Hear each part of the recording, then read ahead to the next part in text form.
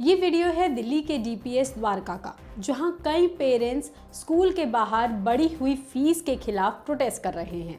और ये सिर्फ एक स्कूल की बात नहीं है, बल्कि दिल्ली के कई प्राइवेट स्कूल्स ने अचानक फीस बढ़ा दी है, जिसके खिलाफ कई पेरेंट्स सड़कों पर उतरे हुए हैं और स्कूल के बाहर आकर के प्रोटेस्ट कर रहे हैं।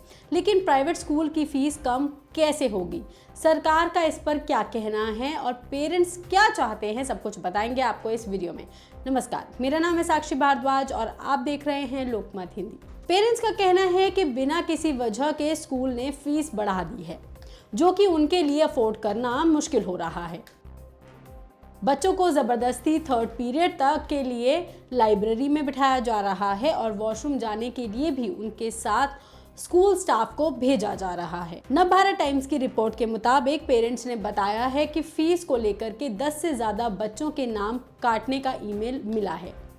वहीं 40 स्टूडेंट्स को नई क्लास में उनका सेक्शन अभी तक नहीं मिला है। बच्चों की पढ़ाई का तो नुकसान हो ही रहा है, साथ ही इससे पेरेंट्स भी बहुत ज्यादा परेशान हैं और वो इसलिए प्रोटेस्ट कर रहे हैं।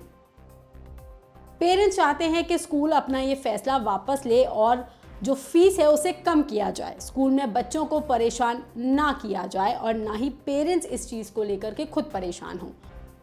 प्राइवेट स्कूल में फीस बढ़ाने का मुद्दा कई बार उठ चुका है। इस पर अरविंद केजरीवाल जब सीएम थे, जब आपकी सरकार थी, तब भी ये मुद्दा कई बार गरमाया। एबीपी की रिपोर्ट के मुताबिक सुप्रीम कोर्ट के वकील और शिक्षा अधिकारी कार्यकर्ता अशोक अग्रवाल ने इसको लेकर के एक बड़ा खुलासा भी किया है। उन्होंने बताया है कि साल 2015 में दिल्ली के मुख्यमंत्री अरविंद केजरीवाल के कहने पर उन्होंने एक सख्त फीस रेगुलेशन एक्ट का ड्राफ्ट तैयार किया था, जो कि प्राइवेट स्कूल की जो ये फीस बढ़ोतरी होती है उस पर लगाम लगाने के लिए था।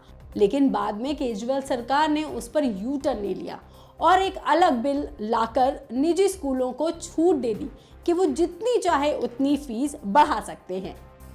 अब आपको बताते हैं कि इन स्कूलों की फीस कम कैसे हो सकती है। इस पर भी अशोक अग्रवाल ने दिल्ली की नई सरकार यानी कि बीजेपी सरकार से अपील की है कि नई सरकार को एक मजबूत और पारदर्शी कानून बनाना चाहिए, जिससे कि स्कूलों की फीस को रेगुलेट किया जा सके और पेरेंट्स को राहत मिले।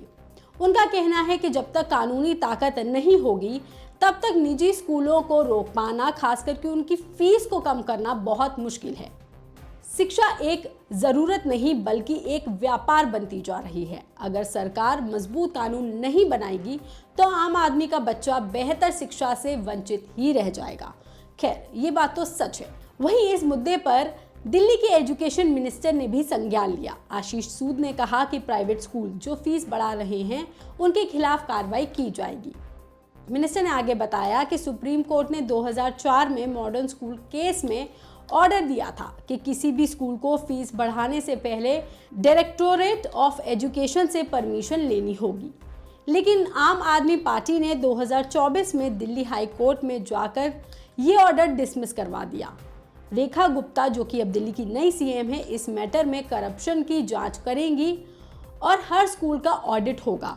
अगर कोई स्कूल किसी भी क्राइटेरिया में फेल होता है तो उसे छोड़ा नहीं जाएगा। वहीं इससे एक दिन पहले यानी कि मंडे को आप लीडर और leader of opposition Atishi Marlena, जो कि दिल्ली की सीएम भी रह चुकी है, उन्होंने दिल्ली की अभी की सीएम रेखा गुप्ता को लेटर लिखकर प्राइवेट स्कूल्स की फीस के हाइक पर तुरंत एक्शन लेने की मांग की। उन्होंने कहा कि जब तक स्कूलों का ऑडिट नहीं होगा तब तक किसी भी पेरेंट या गार्डियन से बढ़ी हुई फीस ना ली जाए।